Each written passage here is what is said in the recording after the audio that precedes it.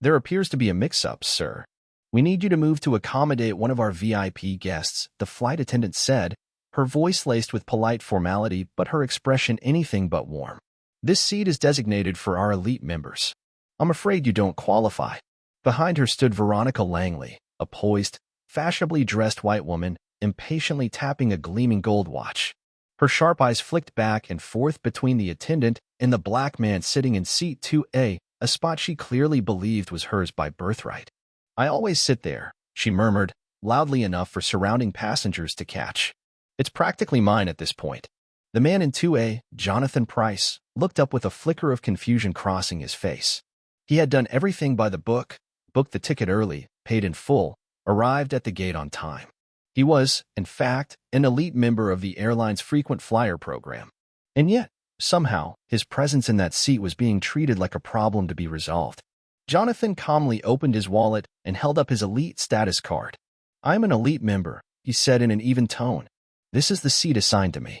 The attendant's smile thinned.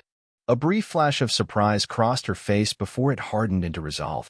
I understand, sir, but this particular seat is usually reserved for one of our preferred elite guests, she said, gesturing subtly toward Veronica Langley, who travels with us regularly.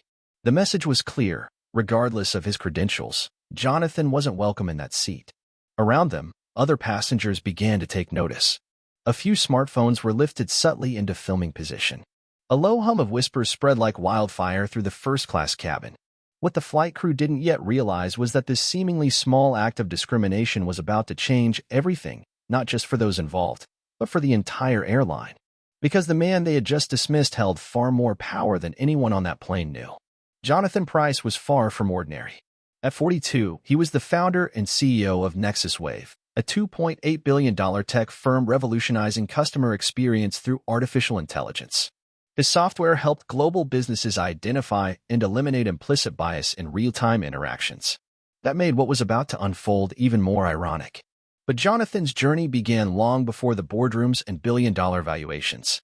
Raised on the south side of Houston, he taught himself to code at age 11 on a salvaged desktop his uncle pulled from a trash heap. While other kids played games, Jonathan built them.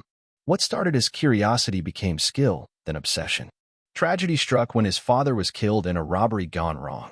At the gravesite, young Jonathan made a promise to build a world where people would be seen for who they were, not what they looked like. He kept that promise. He built NexusWave from a folding desk in a studio apartment, coding 18 hours a day and taking odd jobs to stay afloat. He lived modestly despite his wealth, stayed grounded, and believed in quiet action. Earlier that morning, airport cameras caught Jonathan helping an elderly woman struggling with her luggage. He held doors for strangers, addressed staff by name, and tipped the barista with a smile. Not for attention. It was simply who he was. Now, he was en route to deliver the keynote at the Global Tech and Ethics Forum, a summit where policy leaders and CEOs convened to discuss responsibility in AI. Ironically, he had chosen to fly Arius Air, a luxury carrier battling falling ratings and desperate for a tech partner to revamp its broken systems. The irony? NexusWave was one of the top contenders. Jenna Prescott, a senior flight attendant on Arius Air, prided herself on anticipating the needs of frequent VIP passengers. Veronica Langley, who tipped generously, always expected seat 2A. Jenna needed those tips to stay afloat. Mortgage, bills, a daughter in college. Sir, Jenna said, leaning in with an overly polished smile. We have an elite member who always occupies this specific seat. Would you mind relocating? Jonathan looked up from his tablet, brows slightly raised. He retrieved his boarding pass. This is the seat I was assigned, he replied. And I'm also an elite member. Veronica huffed. I always sit there on this route. It's practically mine. The tension was rising. Passengers were now openly watching. Perhaps you'd be more comfortable in another section, sir, Jenna offered, her voice coated in artificial concern. She wasn't offering another first-class seat. No thank you, Jonathan responded, firm but respectful. I selected this seat for its workspace. I have a presentation to prepare. Jenna's smile stiffened. Without a word, she turned and walked toward the front of the cabin, stealing glances back at Jonathan every few steps. What happened next might have gone unnoticed, if not for the phone camera of a passenger across the aisle. As Veronica stepped forward to adjust her luggage, she subtly slipped a folded bundle of cash into Jenna's uniform pocket. Thanks for helping with this little issue, she whispered. Jenna blushed. Just like that, a minor seat dispute evolved into something far more troubling, an act of discrimination sealed with a bribe. Moments later, Grant Bishop, the cabin supervisor, arrived. Sir, he said loudly, drawing attention, I'll need you to relocate to accommodate a VIP guest. Jonathan stayed calm. I've shown my boarding pass and elite status. This is my assigned seat. Grant leaned in, his voice low but clearly audible. Maybe you're not aware how things work around here. We make exceptions for valued passengers. Across the aisle, phones recorded everything. Veronica remained standing, arms crossed. I have an important meeting, she declared to no one in particular. I can't believe this is even a discussion. Judgmental whispers floated through the cabin.